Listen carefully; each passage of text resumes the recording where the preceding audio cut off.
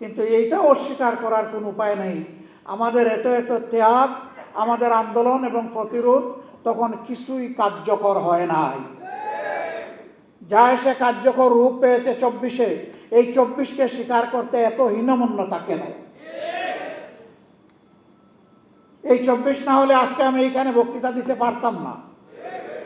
এই 24 না হলে আজকে বিরোধী দল হতে পারতাম না, বিরোধী দলের নেতা হতে পারতাম না, এমপি নির্বাচিত হতে পারতাম না, পার্লামেন্টের মুখ দেখতে পারতাম না, ঠিক অনুরূপ ভাবে তারেক সাহেব প্রধানমন্ত্রী হতে পারতেন না।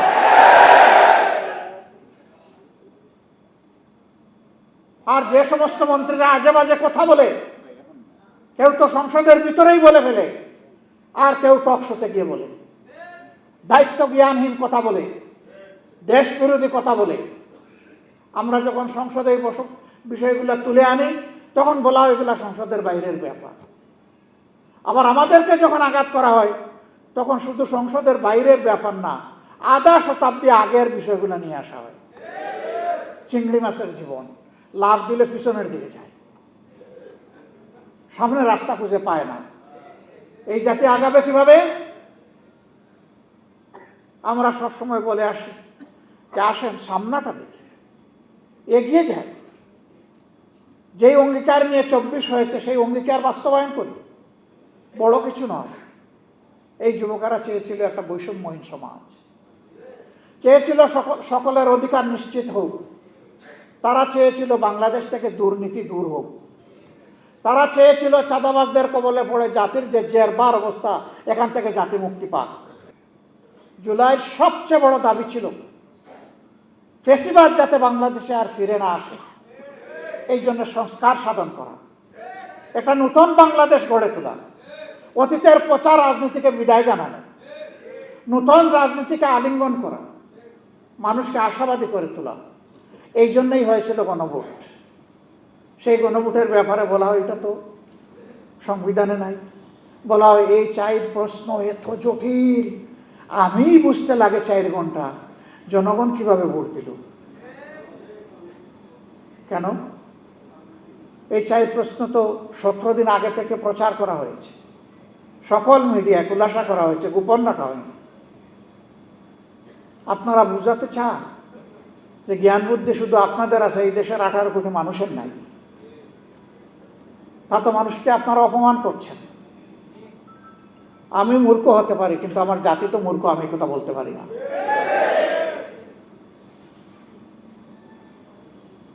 সম্মানিত ভাইয়েরা, 4 প্রশ্ন জাতি যদি না বুঝে তো 31 প্রশ্ন বুঝে কিভাবে? এগুলো সব গুজামিল, ভাওতাবাজি।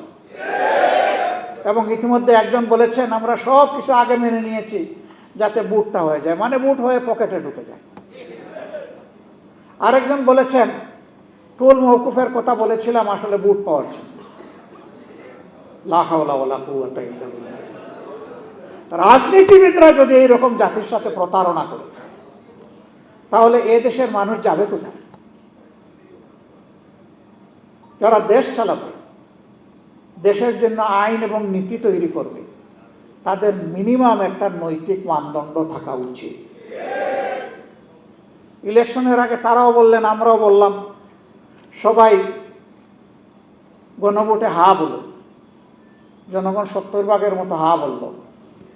এখন তারা বলেন যে 51% মানুষ আমাদেরকে রায় দিয়ে পাঠিয়েছে, আমরা এটা মানব না কারণ আমরা সংখ্যাগরিষ্ঠ। তো 51 বড় না 70 বড়? আপনাদের দাবি যদি মেনেও নেই, কিভাবে ভোট পেয়েছেন সে বিতর্ক থেকে গেল ইতিহাসে। পাইছেন কি পান নাই, হিসাব কিভাবে মিলাইছেন জনগণ জানে।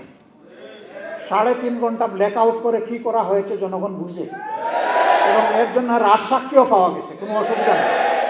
ইতিহাস অবশ্যই এটাকে পর্যালোচনা করবে ইনশাআল্লাহ, এবং যার যার পাওনা সবাই সময় মতো পেয়েও যাবেন ইনশাআল্লাহ। আপনারা জনগণের রায়কে অপমান করতে চান, করেন, জনগণ সেইটা বিচার করবে। আমরা জনগণের সাথে আছি, তাদের রায়ের পক্ষে আছে, লড়ে যাব, লড়াই করতেই থাকব। এবং আমরা গভীরভাবে আস্থা রাখি ইনশাআল্লাহ এই 70% ভোট বৃথা যাবে না, এই গণরায় বাস্তবায়ন হবে ইনশাআল্লাহ। সেই পর্যন্ত সমাধান যদি সংসদে না হয় সমাধান হবে রাজপথে ইনশাআল্লাহ।